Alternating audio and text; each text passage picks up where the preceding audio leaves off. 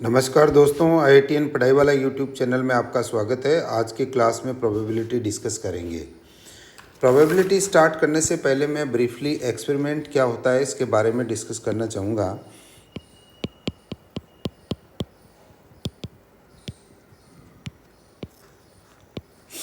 Experiment actually आपने कोई भी देखा होगा कि अपन कोई भी इवेंट अकर करते हैं तो उसको अपन एक एक्सपेरिमेंट कहेंगे। आप कोई भी एक एक्शन ले रहे हैं, every action that gives some result on execution is called an experiment.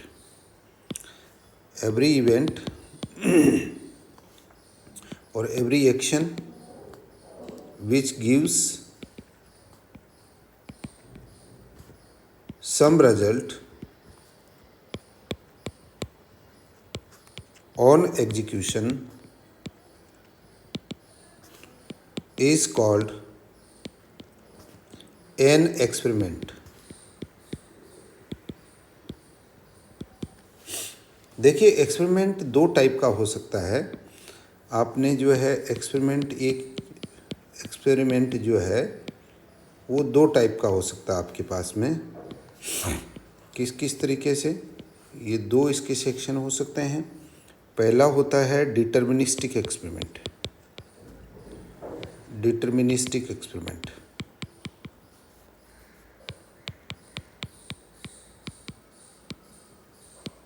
दूसरा होता है random experiment.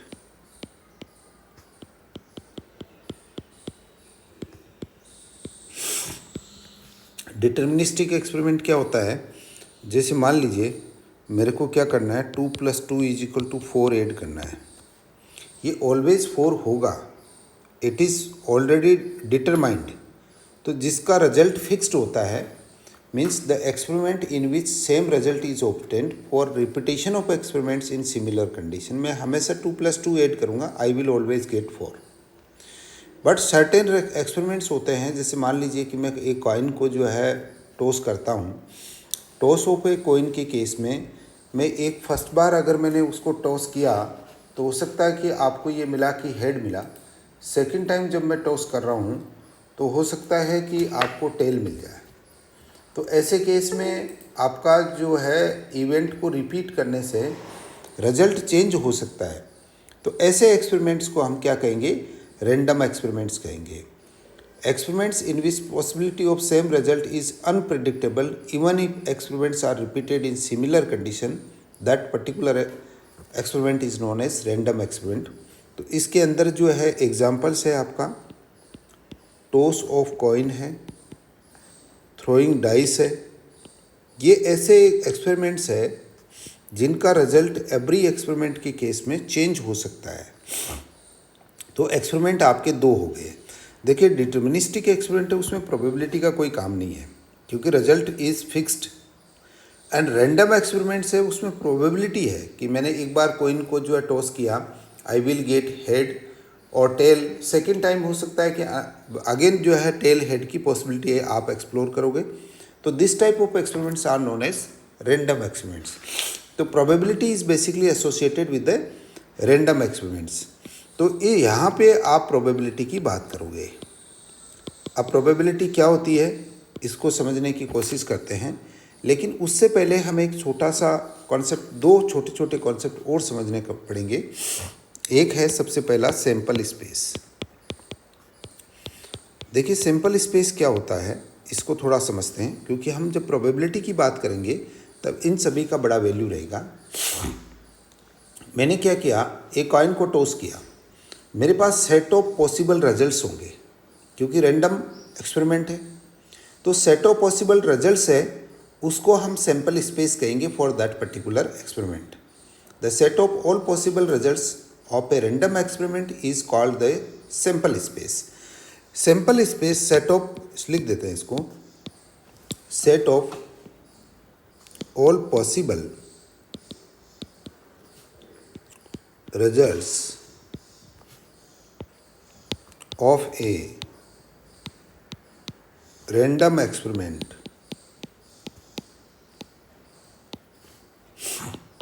is called sample space।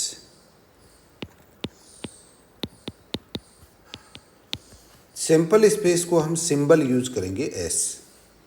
अब मैं थोड़ा सा एक्सपेरिमेंट डिस्कस कर लेता हूँ ताकि आपको क्या है एग्जाम्पल डिस्कस कर लेता हूँ, आपको उससे क्लैरिटी हो जाएगी। देखिए मैंने क्या किया, कॉइन को थ्रो किया, ठीक है ना। कॉइन को थ्रो कर लेते हैं। कॉइन को सॉरी टॉसिंग ऑफ कॉइन है, टॉसिंग ऑफ कॉइन है, उसमें दो पॉसिबिलिटी आपको मिल सकती है। या तो हेड मिलेगा, इसको मैं एच से रिप्रेजेंट कर लेता हूँ, या टेल मिलेगा, इसको टी से रिप्रेजेंट कर लेता हूँ। तो अब इसके अंदर देखिए सैंपल स्पेस आपका क्या बनेगा। सैंपल स्पेस जो मैं लेकर चलूँगा एस इज इक्वल टू आपको ये मिलेगा, एक एच होगा और एक टी होगा, ठीक है। एच और टी की पॉसिबिलिटी है, टोटल नंबर ऑफ रिजल्ट्स जो रहेगा,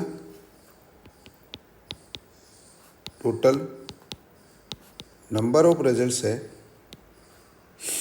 उसको अपन एन ऑफ एस लिखेंगे।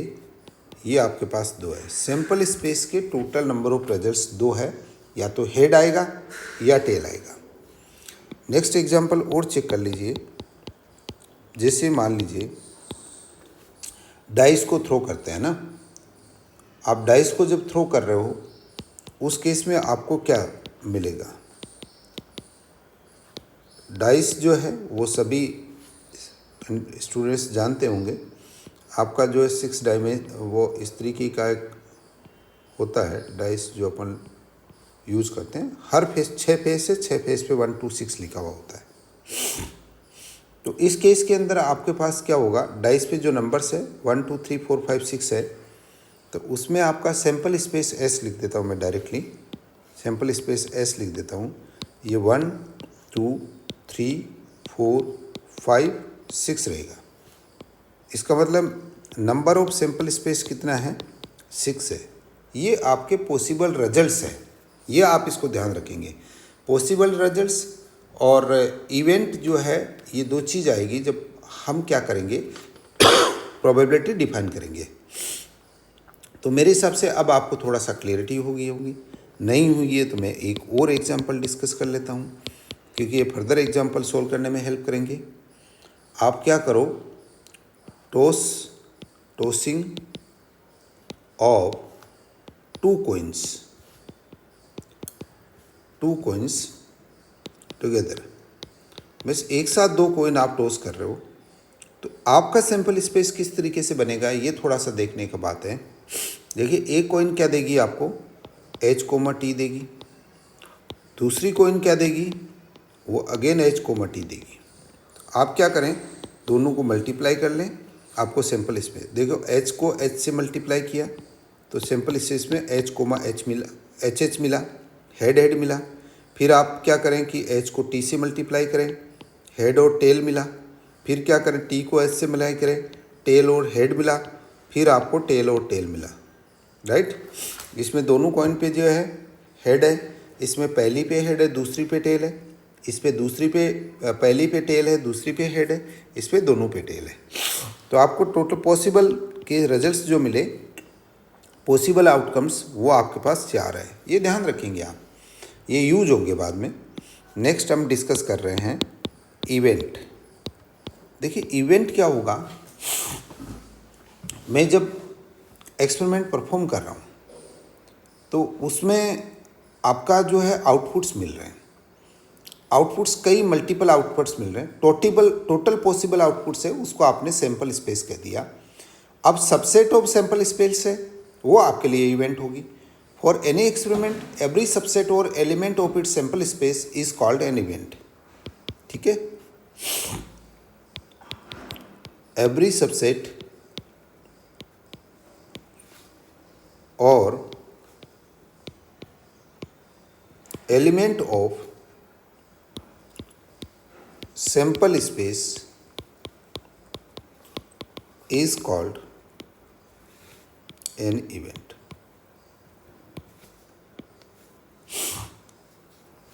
इसको हम ई से रिप्रेजेंट करेंगे इवेंट के लिए। मैं ब्रीफली एक जो है छोटा सा एग्जांपल डिस्कस करना चाहूँगा आपके साथ में। देखिए आप क्या है, एग्जाम्पल ये कह रहा है, जैसे माने एक डाइस थ्रो करी है ना, डाइस थ्रो करी, उसमें आपके पास 1 2 3 4 5 6 कोई भी आ सकता है। आपके सैंपल स्पेस में 1 2 3 4 5 6 होगा। मैं ये कहता हूँ कि डाइस को थ्रो करने पे what is the probability of 4, है ना। तो मैं इस 4 के आने की क्या संभावना है, then 4 is an event, 4 on throwing dice. तो मेरी जो फेवरेबल इवेंट है वो E4 हो गया। मीन्स जो है 4 आने की क्या संभावना है, तो मेरे पास नंबर ऑफ फेवरेबल इवेंट की अगर मैं बात करूँगा तो वो मेरे पास 1 होगी। देखिए एक अनदर एग्जांपल डिस्कस कर लेते हैं। ये एग्जांपल क्या कह रहा है, वो कह रहा है on throwing a dice the possibility of coming even numbers on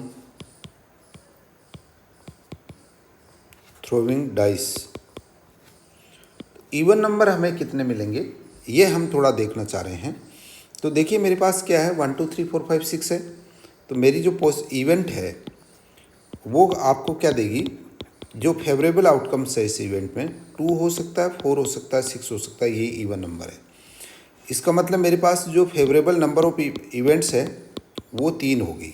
देखिए आप इसको अच्छे तरीके से ध्यान रखें, प्रोबेबिलिटी इन्हीं से कंप्यूट होगी, सैंपल स्पेस से और फेवरेबल इवेंट से। अब देखिए मैं यहाँ पे क्या करता हूँ, थोड़ा सा मैं प्रोबेबिलिटी में जाने से पहले टाइप्स ऑफ इवेंट्स डिस्कस कर लेता हूँ।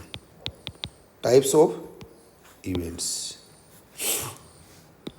पहली इवेंट है वो है एलिमेंट्री इवेंट और सिंपल इवेंट। देखिए एलिमेंट्री इवेंट और जो सिंपल इवेंट है वो इवेंट आपकी क्या होगी, उसमें केवल 1 रिजल्ट होगा। मीन्स एन ऑफ ई जो है वो आपके पास 1 होगा, तो हम उसको एलिमेंट्री इवेंट और सिंपल इवेंट कहेंगे। 2 नंबर हमारे पास है कॉम्प्लेक्स इवेंट। अगर आपकी इवेंट है वो एलिमेंट्री इवेंट नहीं है तो उसको हम क्या कहेंगे, कॉम्प्लेक्स इवेंट कहेंगे। जैसे मान लो मैं डाइस को थ्रू कर रहा हूँ and probability of odd numbers, तो मेरे पास इवेंट जो है वो 1 2 3 एंड 5 होगा। इसका मतलब n of e is equal to 3 है, तो इसको हम कॉम्प्लेक्स इवेंट कहेंगे। नेक्स्ट देखिए 3 नंबर है म्यूचुअली एक्सक्लूसिव इवेंट। ये 2 इंडिपेंडेंट इवेंट्स होगी। इंडिपेंडेंट इवेंट्स का मतलब क्या हुआ कि जैसे मान लीजिए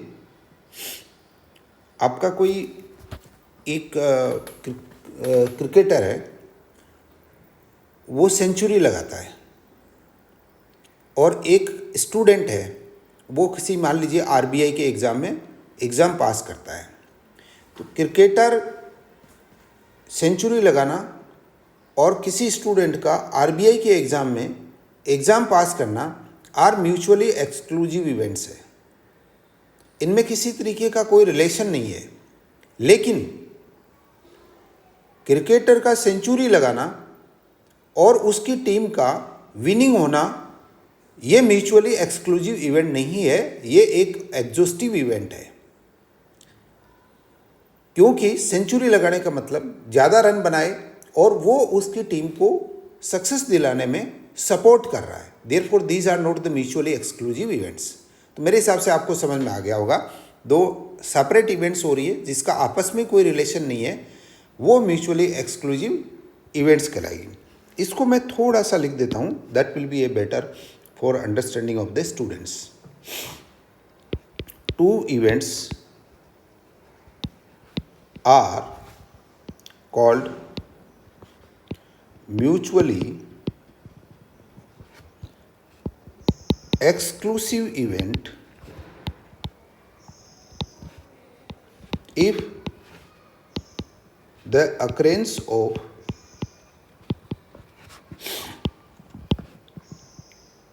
any one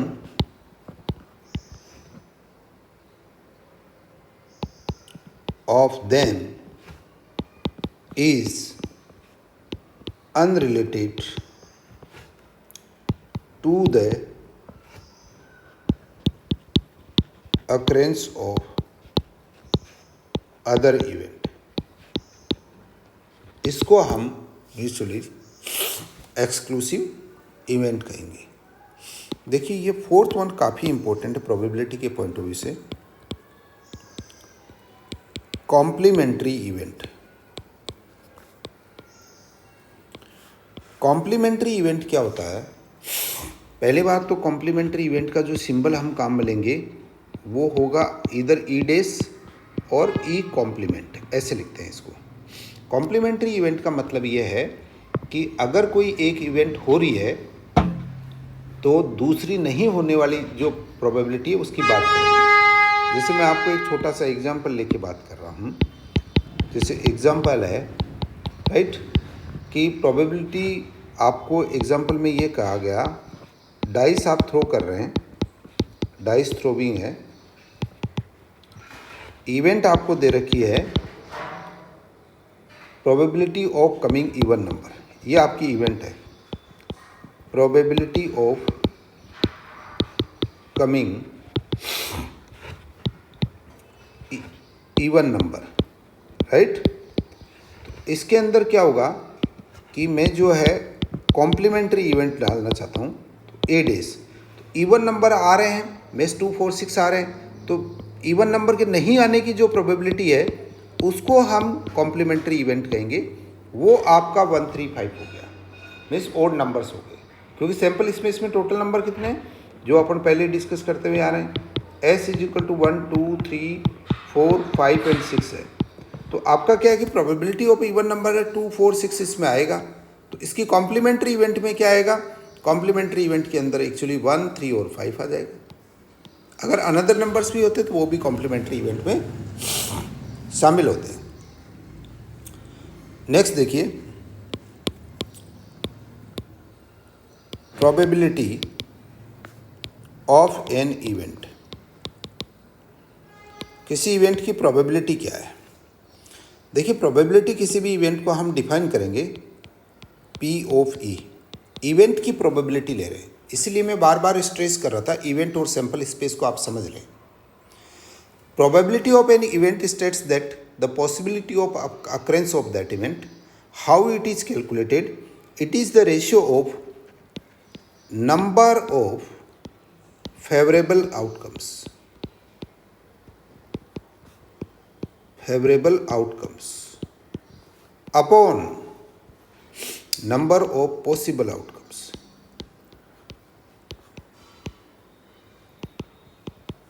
Possible outcomes, favorable outcomes upon possible outcomes, इसको हम क्या कहेंगे? probability of the event कहेंगे। क्लियर हो गया? अब देखिए इसको अपन क्या कर सकते हैं, इसको आप चाहो तो मैं थोड़ा ब्रीफली लिख भी दूं क्योंकि ये काफ़ी इम्पोर्टेंट है। Probability of an event states the possibility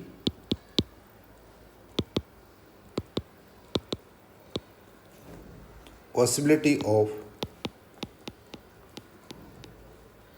occurrence of that event,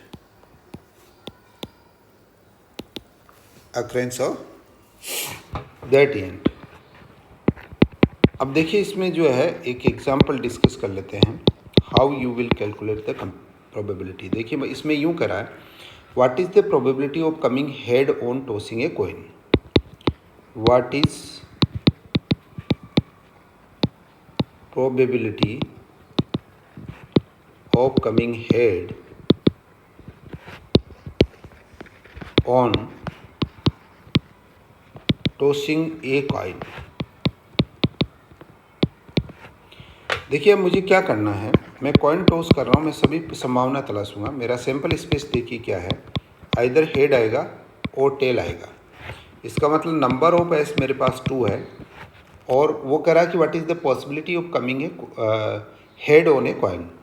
तो E ऑफ H ये आपके पास पॉसिबिलिटी है n ऑफ e, हेड आने की संभावना आपके पास एक है।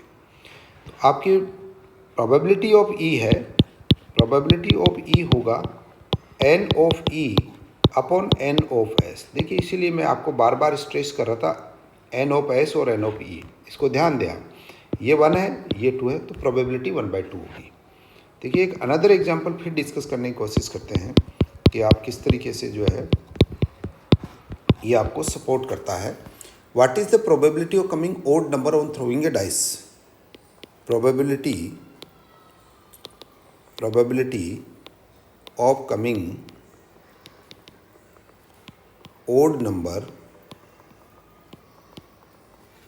on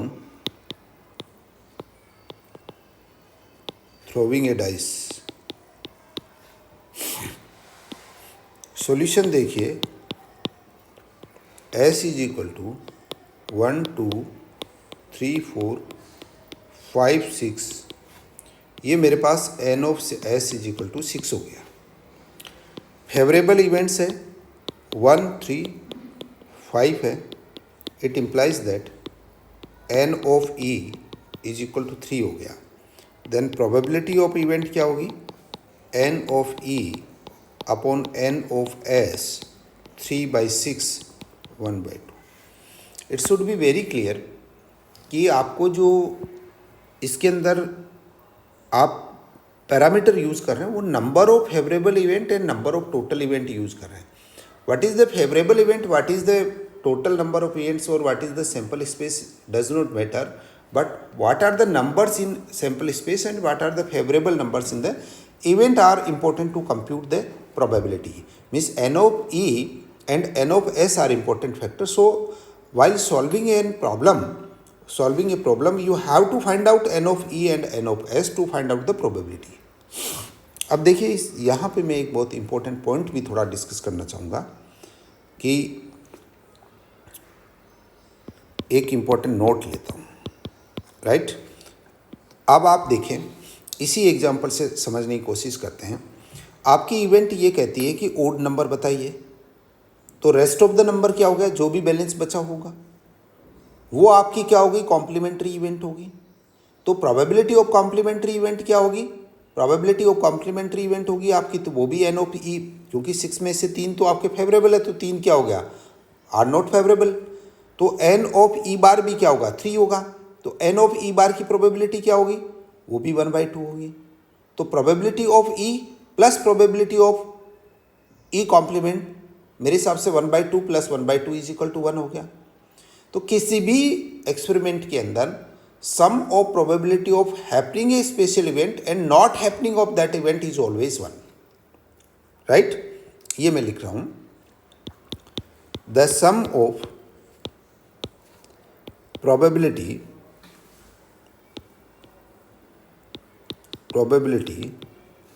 of happening a special event and not happening of that event is always 1 कर देते हैं, राइट। इसको मैथमेटिकल फॉर्म में लिख देते हैं, probability of E plus probability of e complement is always unity. This relation is very important to solve the objective problems. Multiple objective problem will be based on this relation.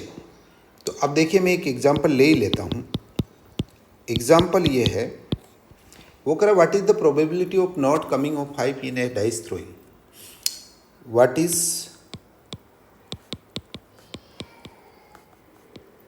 Probability of not coming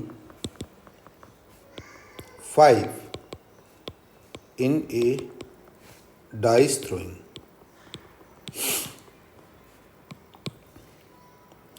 देखिए आपके पास क्या बन रहा है, आपके पास S sample space क्या बन रहा है? 1 2 सॉल्यूशन लिख देते हैं, 3, 4, 5, 6, it implies that n of s is equal to 6 है। आपके पास फेवरेबल इवेंट जो बनेगी वो 5 है, तो it implies that n of e जो है ये आपके पास 1 है। तो ये कह रहा what is the probability of not coming 5। तो पहले कमिंग 5 कैलकुलेट कर लें। प्रोबेबिलिटी p ऑफ 5 कर दूं मैं, p ऑफ 5 कर देता हूँ या p ऑफ e कर देते हैं, ये 1/6 होगी। This indicates probability of coming 5, probability of coming 5, right. अब प्रोबेबिलिटी ऑफ नॉट कमिंग 5 कैसे कैलकुलेट करेंगे? वो हम लेंगे probability of e plus probability of e complement is equal to होगा आपके पास 1। तो प्रोबेबिलिटी ऑफ e आपने लिया 1/6 plus probability of e complement है आपके पास e 1। It implies that probability of not coming 5 is 1 minus 1/6 is equal to 5/6। तो required probability of not coming 5 is 5/6। एक अनदर एग्जांपल और ले लीजिए प्रोबेबिलिटी से रिलेटेड, ताकि आपको क्या है कॉन्सेप्ट्स वेरी क्लियर होने चाहिए, बाकी तो आप न्यूमेरिकल में अप्लाई। ये कह रहे हैं 3 रेड बॉल है, 5 ग्रीन बॉल है और 4 ब्लैक बॉल है, right. In A bag, one ball is randomly drawn from the bag. What is the probability of not drawing a red ball? ये कह रहा है हमें फाइंड करना है आप probability of not drawing red ball. Red ball draw नहीं करने की प्रोबेबिलिटी चाहिए, तो मैं रेड बॉल ड्रॉ करने की प्रोबेबिलिटी कैलकुलेट कर लेता हूँ, फिर ये फार्मूला अप्लाई कर दूंगा। तो सबसे पहले मेरे पास देखिए total number of sample space क्या है, 3 रेड बॉल है, 5 ग्रीन बॉल है, 4 ब्लैक बॉल है, टोटल 12 हो गया। और अगर ये कह रहा है probability of drawing red ball, ये calculate probability of drawing red ball, ये हमारे पास कितनी है? I think n of E जो आपके फेवरेबल इवेंट है वो 3 हो जाएगी, क्योंकि 3 रेड बॉल है। तो मैं प्रोबेबिलिटी ऑफ इवेंट कैलकुलेट कर लूँ, वो n of e upon n of s होगा इज इक्वल टू 3/12 होगा इज इक्वल टू 1/4 होगा। तो अब आप क्या करें, p of E plus p of e dash is equal to 1 होगा। It implies that p of e dash जो आपको चाहिए 1 माइनस पी ऑफ ई होगा इज इक्वल टू 1 माइनस 1/4 होगा इज इक्वल टू 3/4 होगा। इसके अंदर हम क्या कर सकते हैं कि देखिए प्रोबेबिलिटी आपने जितनी बार कैलकुलेट करके किया है उसमें आपको एक बहुत ही इम्पोर्टेंट रिलेशन मिला होगा कि प्रोबेबिलिटी की value always lies between 0 and 1। तो ये आप एक ध्यान रखें, probability is greater than equal to 0 and less than equal to 1। ये बहुत ही इम्पोर्टेंट रिलेशन है, क्योंकि आप चेक अप्लाई कर सकते हैं, वेरी इंपॉर्टेंट, ये लिख देता हूँ। आप चेक अप्लाई कर सकते हैं कि आपने आंसर कैलकुलेट किया है वो सही है या नहीं है। तो प्रोबेबिलिटी 1 क्या इंडिकेट करेगी, सर्टेन इवेंट इंडिकेट करेगी। मीन्स 1 जो है इवेंट डेफिनेटली होगी, तो ये सर्टेन इवेंट है।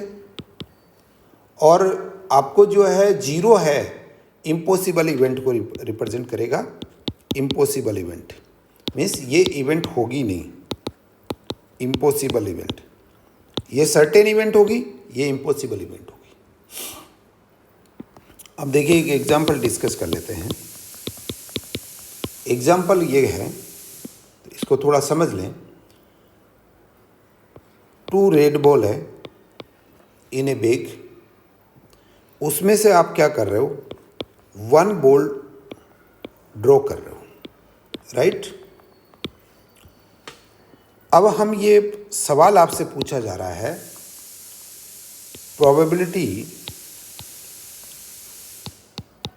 Probability of drawing green ball, ये आपसे पूछा जा रहा है। तो हम कह रहे हैं कि वहाँ ग्रीन बॉल थी नहीं, तो प्रोबेबिलिटी क्या आएगी? 0 आएगी। दूसरा सवाल आपसे ये पूछा जा रहा है, probability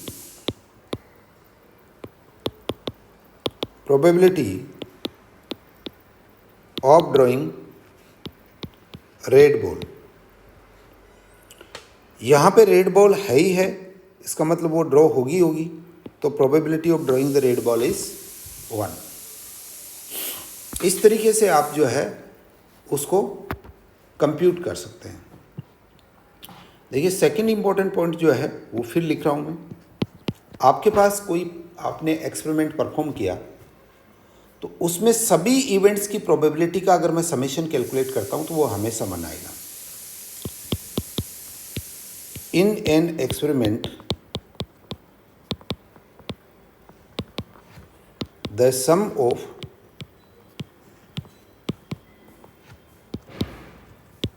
probability of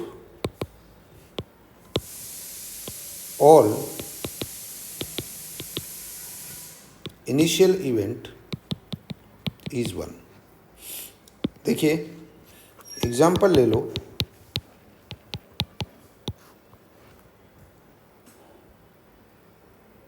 coin throw कर रहे हैं या टॉस कर रहे हैं,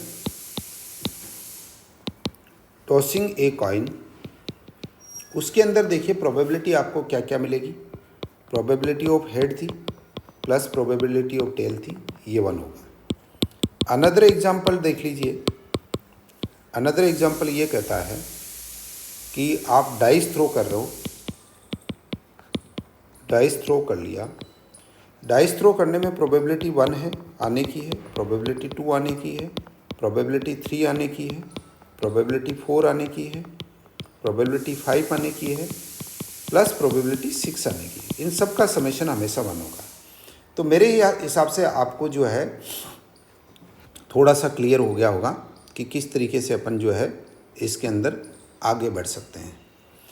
अब देखिए एक सेट थ्योरी जो है उसका एक कॉन्सेप्ट जो है वो यहाँ पे काम आता है। सेट थ्योरी है, उसके अंदर क्या होगा कि n number of A union B is equal to number of A plus number of B minus number of A intersection B। Actually क्या होता है सेट थ्योरी में A यूनियन B जो होता है वो A plus B minus A intersection B होता है। हमने उसमें नंबर अप्लाई कर दिया। अब हमने क्या किया, इस कंप्लीट इक्वेशन को हम डिवाइड कर रहे हैं by n of s, means number of A union B upon n of s कर दिया is equal to number of A upon n of s कर दिया plus number of B upon n of s कर दिया minus number of A intersection B upon n of s कर दिया, right. तो देखिए ये इंडिकेट कर रहा है, मैं अब इसको इस तरीके से लिखता हूँ, ये इंडिकेट कर रहा है this is the probability of A union B is equal to probability of A plus probability of B minus probability of A intersection B। ये एक इम्पोर्टेंट रिलेशन आ गया है जो आप अप्लाई कर सकते हैं to solve the problems of probability. अब देखिए इसके अंदर मैं एक इम्पॉर्टेंट और यहाँ डिस्कस करना चाहता हूँ। इसमें प्लेइंग कार्ड्स जो है इस पे प्रोबेबिलिटी में प्रॉब्लम काफ़ी पूछी जाती है। प्लेइंग कार्ड्स जो होते हैं उसका थोड़ा सा क्लासिफिकेशन आप डिस्कस कर लें। टोटल कार्ड आपके पास कितने होते हैं? टोटल कार्ड एक डेक ऑफ कार्ड लिखा हुआ आता है। डेक ऑफ कार्ड में टोटल कार्ड कितने होते हैं? 52 रहते हैं। 52 कार्ड में से रेड कार्ड कितने रहते हैं? 26 रहते हैं। ब्लैक कार्ड कितने रहते हैं? ये भी 26 रहते हैं। तो देखिए रेड 26 में दो टाइप के कार्ड रहते हैं। डायमंड जो रहते हैं वो आपके पास रहेंगे 13 रहेंगे। अब डायमंड के जो कार्ड है उसका मैं क्लासिफिकेशन करता हूँ। एक किंग रहेगा, एक क्वीन रहेगी,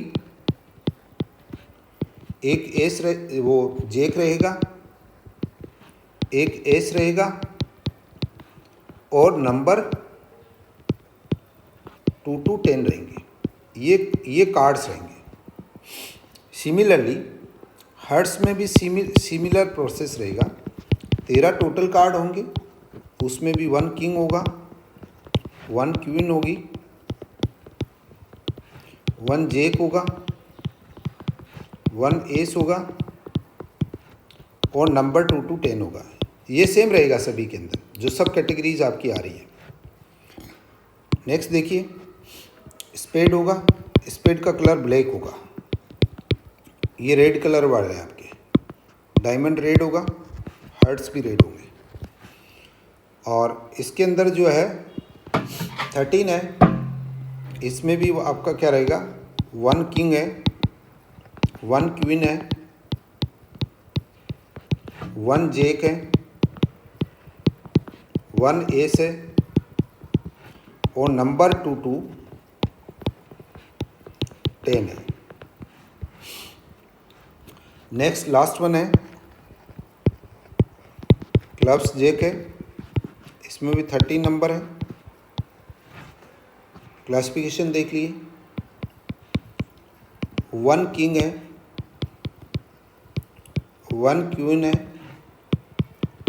1 जेक है, 1 एस है और नंबर 2 to 10 है। अब इसमें एक बात ध्यान रखेंगे कि जो कुछ कार्ड्स फेस कार्ड कहलाते हैं, जिसमें फेस भी होता है। तो फेस कार्ड्स किन को कहेंगे, किंग, क्वीन एंड जेक। देखिए ये कलर जो है वो ब्लैक होता है। हर कैटेगरी के अंदर ये 3-3 कार्ड है। तो अगर टोटल फेस कार्ड की बात करें तो आप जो है 4 से मल्टीप्लाई कर लें, क्योंकि 4 कैटेगरी में 3-3 कार्ड होते हैं।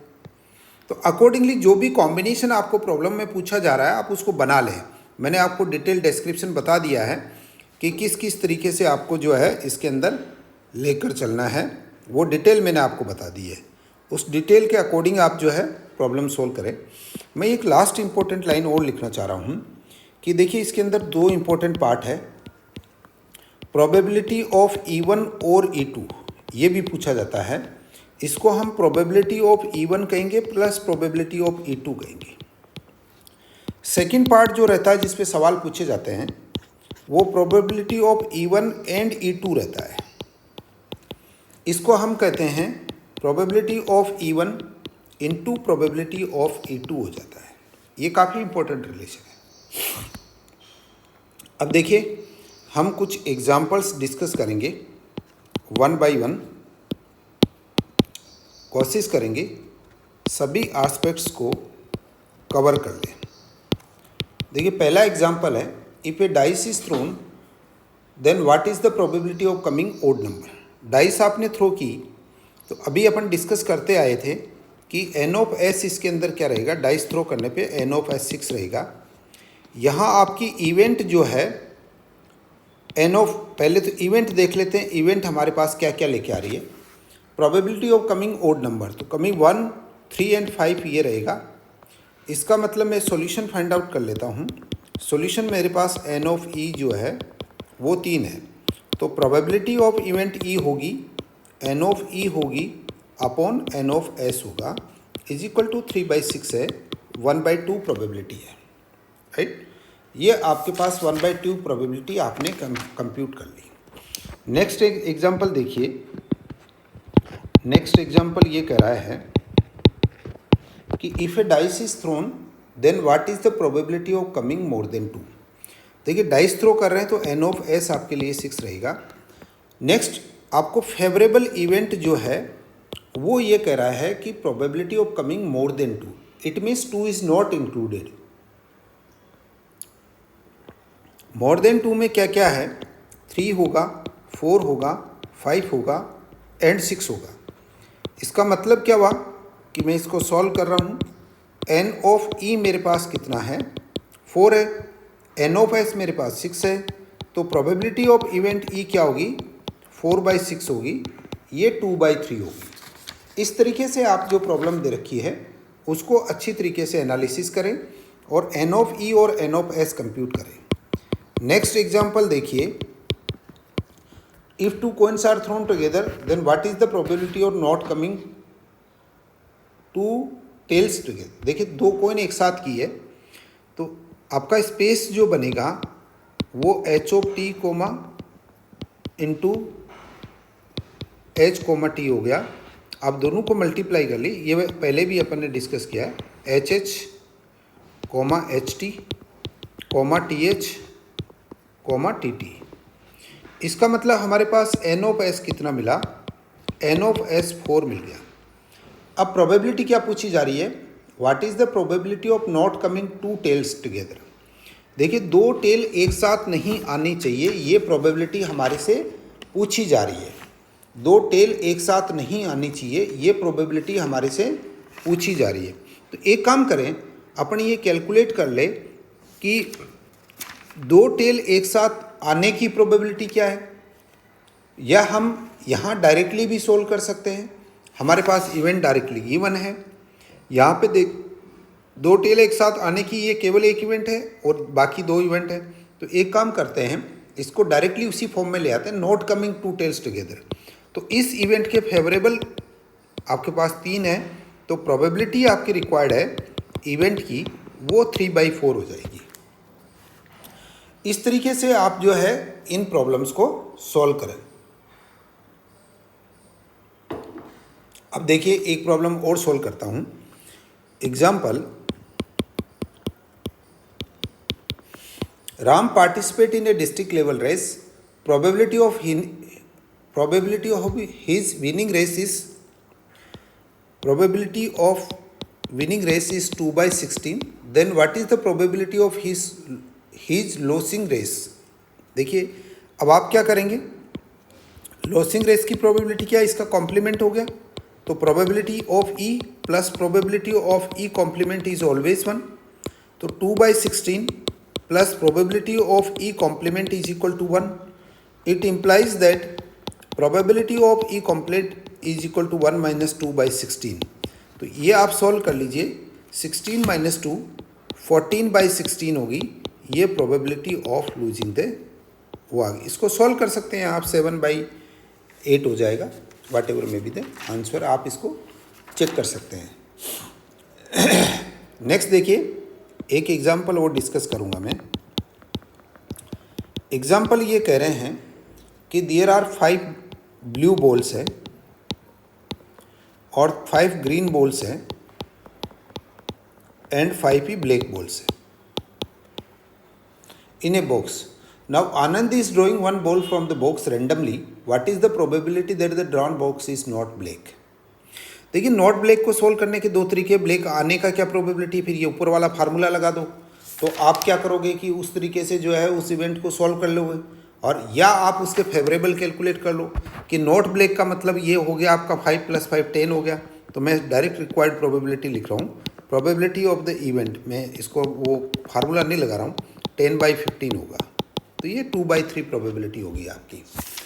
इस तरीके से आप कैलकुलेट कर सकते हैं। तो गिवन प्रॉब्लम में किस तरीके से आपको मिनिमम टाइम लग रहा है, ये आपको उस टाइम जज करना है। अब देखिए मैं एक एग्जांपल और डिस्कस करना चाहता हूँ। ये कह रहा है कि Vinod rights 1 to 25 numbers on 25 different cards. 25 cards लिए आपने और आपको क्या करना है, 1 to 25 लिखना है। 1 card is randomly drawn. What is the probability that the number written on the drawn card is completely divided by 4, right, or a square?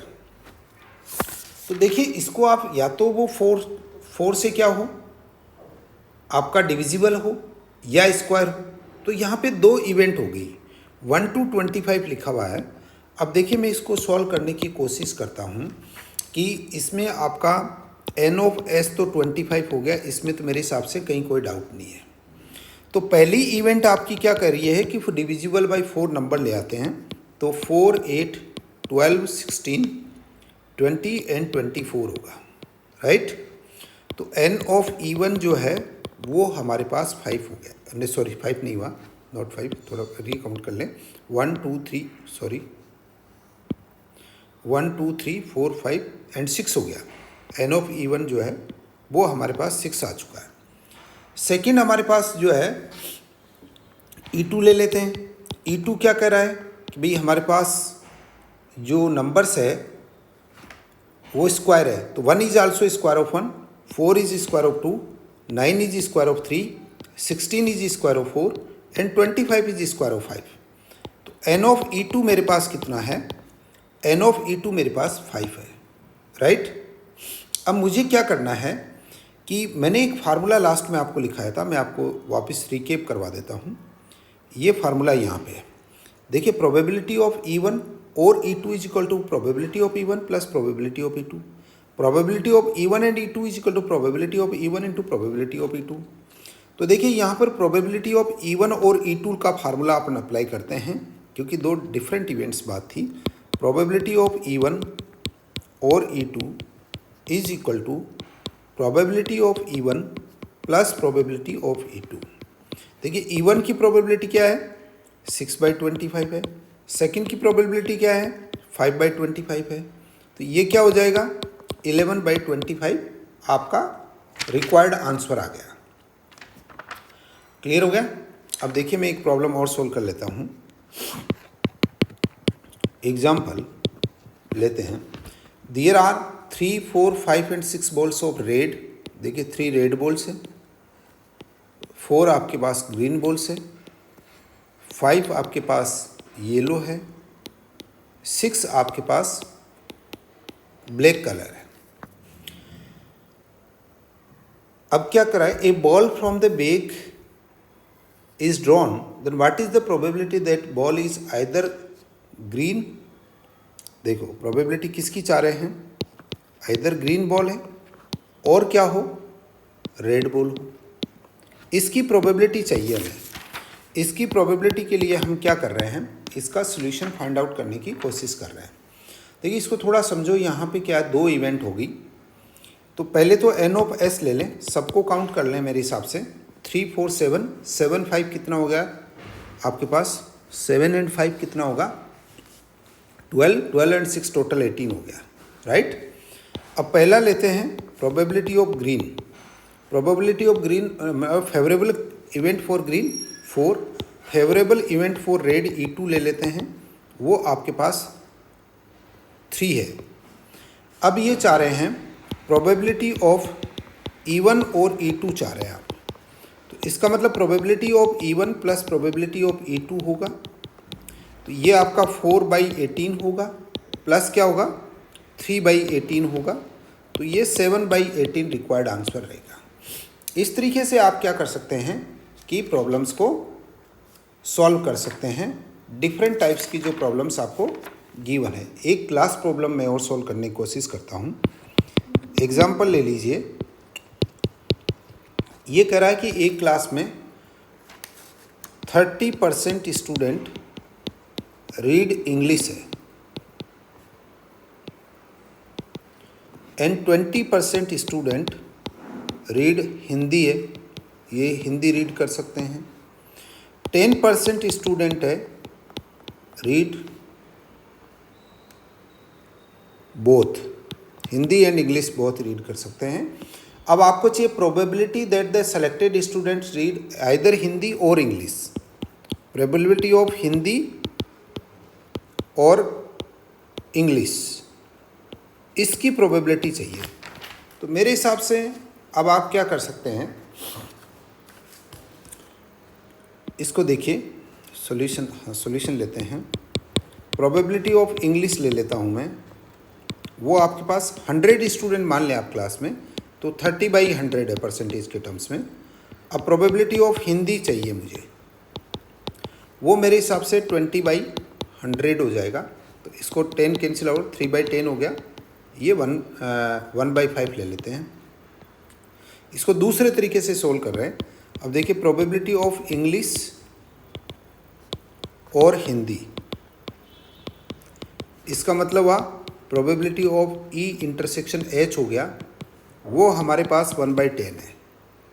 10 वो 10/100 कर लो, मैंने डायरेक्ट लिख दिया, 1/10 है। अब probability of English and Hindi ये चाहिए आपको।